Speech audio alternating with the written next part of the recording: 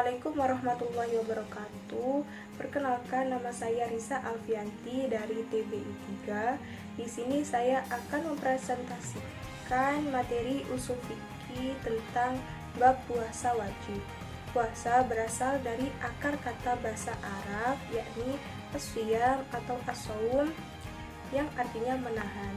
Menahan dari segala sesuatu yang dapat membatalkan puasa seperti makan, minum, berhubungan kelamin, dari terbit fajar hingga terbenamnya matahari. Semata-mata niat karena Allah Subhanahu wa Ta'ala. Selanjutnya saya akan menjelaskan tentang rukun puasa. Rukun puasa yakni berniat dari segala hal yang dapat membatalkan puasa, mulai dari terbit fajar hingga terbenamnya matahari, dan dilakukan pada malam hari. Selanjutnya saya akan menjelaskan tentang rukun puasa, yakni kepada orang Islam, orang berakal atau balik, sehat dan menetap, suci dari haid, nifas bagi perempuan, dan puasa haram tidak wajib bagi kafir, anak-anak, orang gila, orang sakit, musafir, orang yang sudah uzur, lemah, pikun, dan perempuan hamil dan menyusui. Selanjutnya saya akan menjelaskan tentang jenis-jenis puasa.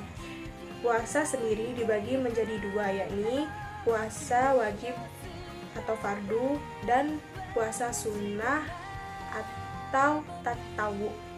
Puasa wajib atau fardu dibagi menjadi tiga, yakni puasa Ramadan yang dilakukan pada bulan Ramadan selama 30 hari, puasa kafarat yakni puasa karena melalaikan dari salah satu rukun haji, selanjutnya puasa nazar karena janji, dan puasa qadha. Dasar wajib puasa terdapat pada firman Allah Subhanahu wa Ta'ala, yakni Quran surah Al-Baqarah ayat 183. A'udzubillahi minasyaitonirrajim. Bismillahirrahmanirrahim. Ya ayyuhalladzina amanu kutiba alaikumusyamu kama kutiba alal ladzina min qablikum la'allakum tattaqun. Yang artinya, hai orang-orang yang beriman, diwajibkan atasmu berpuasa sebagaimana telah diwajibkan atas orang-orang sebelum kamu agar kamu bertakwa. Quran surah Al-Baqarah ayat 183. Adab atau sunnah berpuasa yakni makan sahur, takjil atau berbuka dengan yang manis-manis, berdoa ketika berbuka, menjauhi hal-hal yang bertentangan dengan puasa, menggosok gigi, murah hati dalam mempelajari Al-Quran, giat beribadah dalam 10 hari terakhir bulan Ramadan, dan lain-lain.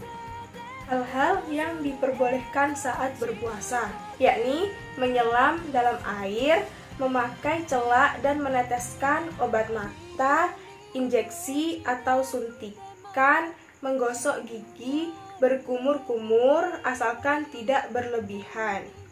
Hari-hari yang dilarang untuk berpuasa seperti Hari Raya Idul Fitri, Hari Raya Idul Adha, Hari Tasyrik yakni pada tanggal 11, 12, 13 Zulhijjah, Hari Jumat khusus, berpuasa hanya pada hari Sabtu, hari-hari yang diragukan, dan bagi wanita adalah puasa tanpa izin suami.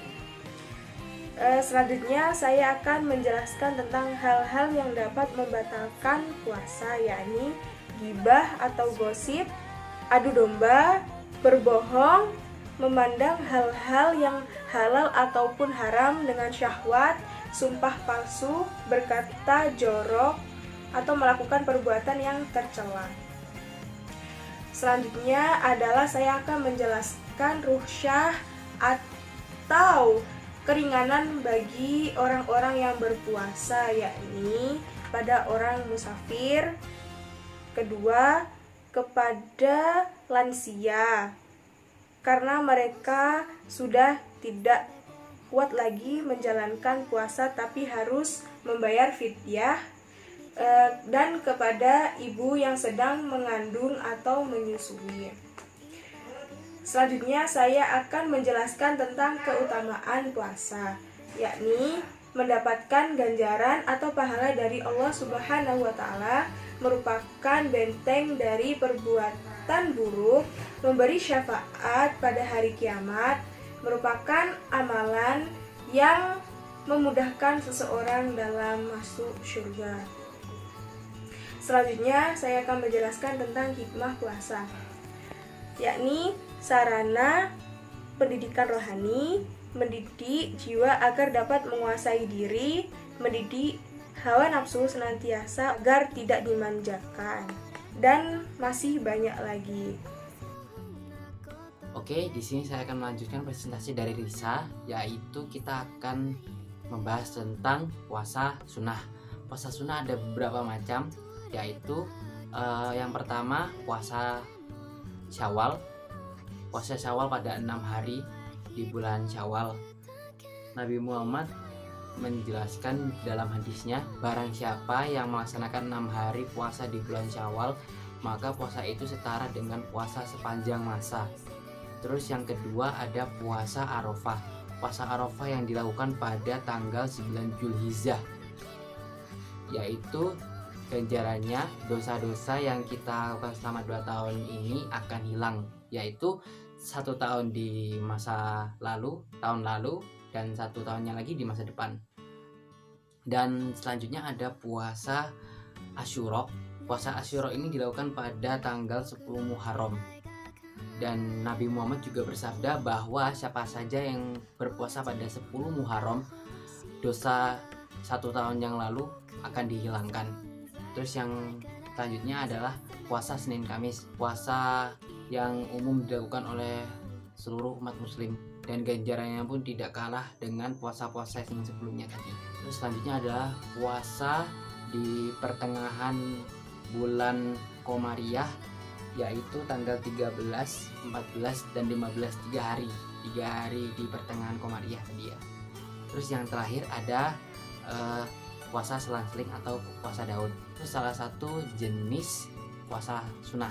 Dan pembahasan terakhir adalah permasalahan yang muncul saat puasa, yaitu buka puasa di dalam pesawat, selanjutnya berpuasa di daerah yang waktu siangnya itu panjang, dan yang terakhir adalah penggunaan Ventolin bagi penderita asma. Kalau menurut saya yang paling jelas itu adalah penggunaan Ventolin bagi penderita asma. Kalau semuanya orang itu memang dari awal punya penyakit asma, menurut saya itu tidak dianjurkan untuk berpuasa karena takutnya sakitnya semakin parah. Apalagi dia setiap waktu kan harus menggunakan Ventolin kan agar dadanya itu lega.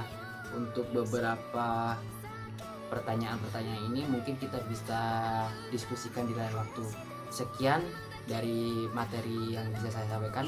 Wabillahi taufiq wal hidayah. Wassalamualaikum warahmatullahi wabarakatuh.